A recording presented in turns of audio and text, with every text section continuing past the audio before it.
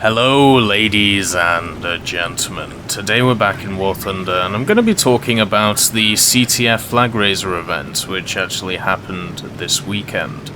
Generally I don't talk about a lot of the events because either they're repeats of old ones or I just generally aren't interested in them. There are a few events which are fun, maybe one time, maybe two times for me personally, such as the floats event, but I can't see them as a long standing game mode in the game, which is why there are events which are only trotted out a few times every 6 months or so.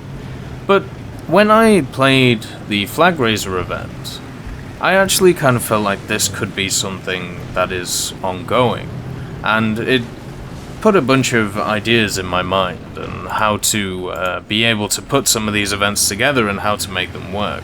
So anyway, let's get into the event itself. If you didn't play it, the way it works is very similar to Capture the Flag, CTF, isn't that funny? It was on Poland, the map, and the flag was in the center of the map, and once you captured the flag, you had to sit on the flag point for a little bit, then you would own the flag and the enemy ticket counter would start counting down. You also had to take the flag to your base, which was located, depending on where you spawned, in the south of the map or the north of the map, not in your respawn, actually further away from your respawn than the enemies, and you had to plant it, and then you had to hold it for a certain amount of time, which would take off a certain amount of tickets. Now, in my experience in playing the game mode, it takes about 4 flag captures, 3 to 4, depending on how long you actually hold the flag while moving around, to be able to get rid of the enemy's points. So that was the basic mechanics behind it. There was also some safety levers added into the game mode, so everybody had 5 respawns. So let's just say if the game is dragging on a long time and nobody's really winning, then, you know, you can just kill the enemy team if you feel like it, or maybe somebody has taken the flag and just run off with it and gone to hide in the corner of a map somewhere. And even though if you did have the flag on you, you are on the map and you blink yellow basically, so the enemy will know where you are. You are basically highlighted on the map at all times. So that's how they got around it. And if you actually had line of sight of the flag carrier, they had this massive yellow arrow over them, which I think was a bit of overkill. Maybe that arrow could be a little bit smaller.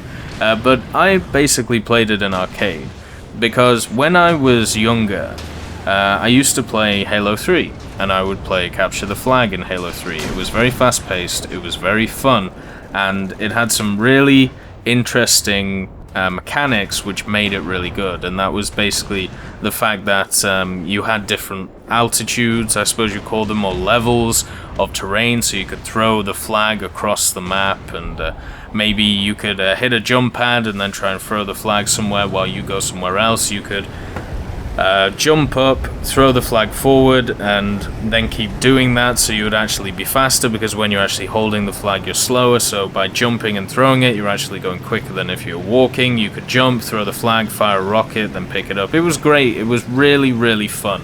A really great experience. And to be quite honest, I haven't had an experience like that when it comes to Capture the Flag in any other game. And over this weekend, I kind of got the feelings of having that game mode once again, but obviously in a completely different setting. Now, even though this was only for rank 1 tanks, which I think it should kind of be limited to, or rank 1, 2, or 3, if you make it into the tier 4 or 5 tanks, then people are just going to sit around the flag and just not do anything and wait for the enemy to push, kill them all, and then just keep sitting there. And I also think this is definitely an arcade battle mode. Same reason as I just said. In realistic, people would just sit around and not do anything. The fact they limited it to tier 1 as well meant that there were definitely some vehicles which were slightly better than others, because obviously rank doesn't really take into account the BR of vehicles. So most, or at least a decent majority of people were in the M3 Lee, and a decent majority, I shouldn't say majority, a decent number of people were in the M3 Lee, a decent number of people were in the T50, a few people were in various German tanks which got battered, And then there was people like me who was running around in the M8A1, which is a special premium American vehicle, and also the T50, which are at 2.7 BR. So yeah, maybe it would be worth changing it to a battle racing system instead, maybe like 1 to 2 BR instead of rank 1 vehicles. But overall, I really enjoyed this event, and also the fact that we just had smoke added to the game meant that I could do a bit more interesting things which I generally wouldn't do. Once I picked up the flag and took it to the place where it's able to, you know, give us points and we have to defend it, because it's basically once you drop the flag where it's supposed to go, then it becomes a domination zone that you control. So what the enemy has to do is capture it so they stop bleeding points. That was another mechanic which was involved. So what I would do is I would plant the flag and then I would just chuck smoke in places because so they didn't know where I was. It was very hard for them to push up, and also we have the forces coming in behind them. It was just a lot of fun, and generally in most of these events I haven't really had a lot of fun. When it came to the racing events and when they come around, they're okay for maybe a few games. Same with the float stuff. Same with a lot of these other event game modes. But for me, Flag Raiser was something that enticed me. Just because of maybe my background in CTF, maybe the fact that it is something kind of completely different to what we've seen before, and it's another objective-based game, which I think is the best part of War Thunder. Shooting enemy tanks is great.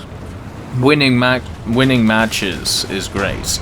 Defending an area against a horde of enemy tanks while you're trying to hold a domination zone, or maybe you're the last or the first person trying to capture the domination zone, trying to hold it down using the angles of buildings to try and hold the enemies back. Maybe there's artillery coming down on your head. For me, that is where War Thunder is strong in ground forces.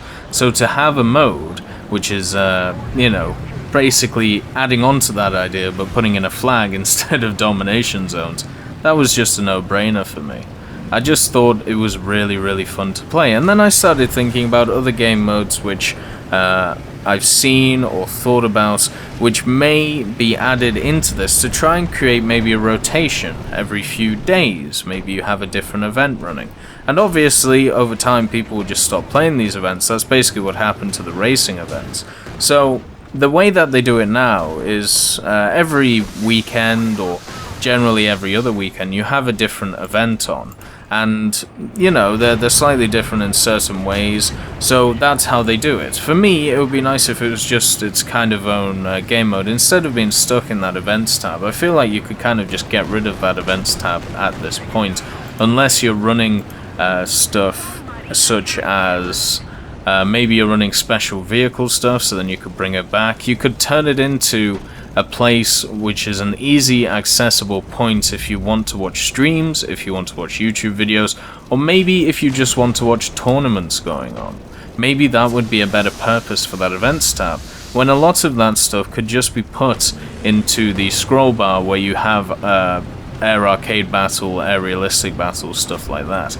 There are a few changes I would make to the Flag Raiser event though. First of all, I think the capture time it takes from when you actually capture the flag in the first place, when it's in the center of the map, I feel like that should be shorter.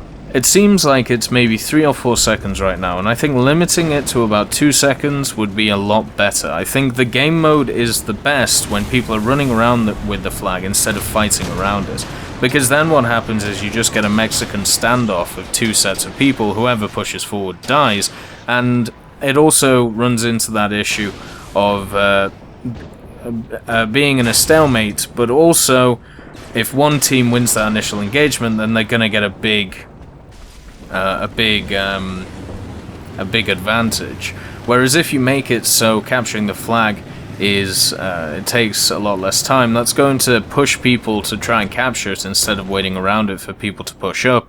And also it will mean that people will set up even different defensive positions, maybe around their own domination zones, to make sure that you can't go and plant the flag. So I think that could be a small change which would make it slightly better. And also, one thing that FPSs do that War Thunder doesn't do, which makes capture the flag and a lot of other, what would you call them? A lot of other game modes very good in FPSs, and also brings a lot of criticism along with it, is the fact that you don't have a designated spawn point. You have, most of the time, a random spawn point. Now, the criticisms that get labeled at this would be, a great example would be Star Wars Battlefront, the new game which, the second one, or whatever they're calling it, has just been announced at E3. So the new generation Star Wars Battlefront, not the other two which were before that, which were amazing games. With the new one, what would happen is you would spawn in and then you would just instantly die. Or, you know, and you'd keep doing it because the random spawning was kind of screwed up maybe the first week or first month of play. So what would happen is you would just spawn in the middle of enemies and you would die. But on the other end of it, the benefits that it gives you, if you can sort out that criticism, if you can sort it out on how it works in a game, then that means that you can move stuff around. That means that you can move around the domination zones I talked about before. That means that you have more freedom of where the flag can spawn. It can maybe have different random points so people can't just camp the random points. And so that would expand it so much more. It would also be great on maps such as Poland and Eastern Europe, because it's very hard to just shoot across the whole of the map on something like Eastern Europe if you have random spawn points. If you're on a map like Kursk, then there's only so many places that that you can spawn in, where if somebody sat on the top of the hill on Kursk, they can't see you from. So yeah, that may need a bit of tweaking. When it comes to the 5 respawns, I understand completely why they've done it. It's basically, as I said before, a fail-safe if anything goes wrong or nobody wants to capture the flag. But for me personally, what I would like it to do is to be bumped up to maybe 6 or 7, maybe even 8 respawns. Not just because I die a lot in this mode, but what I want to do is I want to promote maneuverability. I want to promote people running around, running and gunning, capturing the flag, going as fast as possible, make it really, really intense to play, instead of the average game mode that you get in arcade, where a lot of it is, especially at the higher tiers, is, you know, shoulder peeking, making sure to try and get your shot off without not getting shot. I would like a game mode which could promote maneuverability, promote something which is not just trying to kill the enemy team, it is to actually do the objective, which the Flag Raiser event is geared up to do. And also, what it would do from that is it would just make it a lot more relaxing for people to play, just because they know they have more respawns, they don't have to keep checking their stats. Oh no, I've died 4 times, if I die this 5th time I'm screwed. You know, if you give people a few more, that means they'll be a bit more liberal with how they'll move and where they'll go, which I think is always important when trying to promote something which is about maneuverability and stuff. Something that's a little bit interesting, the picture that they used for the Flag Raiser event actually has an M3A3 Stuart in it for some reason. I don't really know why. I'm pretty sure we're going to get more Stuarts in the game, but yeah, that's just a nice little tidbit. Maybe that's a little hint to something that we'll see in the future. But having these rotating game modes, I can definitely see the CTF game mode getting in something like that. And also, when it came to the War Thunder Reddit, there was a post, and there is generally posts like this every so often, which I would say you should check out if you want to know more information, just about, you know, maybe where the game is going and stuff like that. Some people go digging into the dev server files and they find new stuff. They compare the old files to the new ones and they work out what's different. And it seems like Gaijin is working on some kind of battle arena mode. Now, a popular game, which I haven't really played, but it seems to be very popular on Twitch, if I can find it somewhere. There it is. It's the second game on Twitch right now. and it is called PlayerUnknown's Battlegrounds. And basically the best way of explaining it is that you fall out of a plane, and as the match goes on, after a certain time, the area that you're allowed to fight in gets smaller and smaller and smaller and smaller until it gets to a point where everybody is really close together. So it basically forces people together to fight in, and if you don't stay in the area, then you die of like a toxic gas or whatever it is. I've only seen it a few times, but it seems like there's some kind of game mode on the dev server which is trying to do this, with the outline of having like a map area where people spawn in random areas, and then after a certain time limit that area gets smaller, so it forces people together. So maybe we're seeing another event which would also add to this rotation of wonderful game modes. I do enjoy floats, but floats gets boring. For me, CTF on all of the different maps we have in War Thunder, that would be amazing to me. And you don't even need to look into how popular it would be. You already know that with FPS games, it's incredibly popular, CTF. In other games which focus on domination, CTF is also, very important. If you want to, FPS is generally something to look at.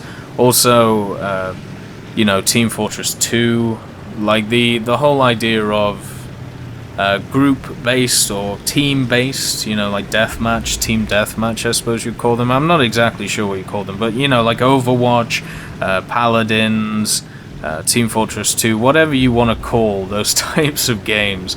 I think some people have called them battle arena games or something like that. But bringing a mode like that. So maybe we're seeing something interesting coming, and I hope we are. I hope that CTF does at least stay around, or at least gets expanded upon in a little way. I really enjoyed it, and I hope that it does come back. It was interesting. Hopefully we get more game modes, such as the one that I talked about, which is on the dev server right now, the PlayerUnknown Battlegrounds one. Maybe we see more of these interesting game modes, which are not just about killing things, because it does get boring after a while, just killing things. No matter what game you're playing. But anyway, I hope you all have a wonderful day, and tell me what you think. I want to actually know if I'm in the minority here, because I don't see an absolute ton of people playing it, so maybe I'm just crazy. Maybe I'm just in a pipe dream right now, and, correct me if you want. Or maybe, let me know what you liked about it, or didn't like about it. It would be nice to see if we can expand this idea into something that may be really interesting. But anyway, I hope you all have a lovely day, and I'll see you next time.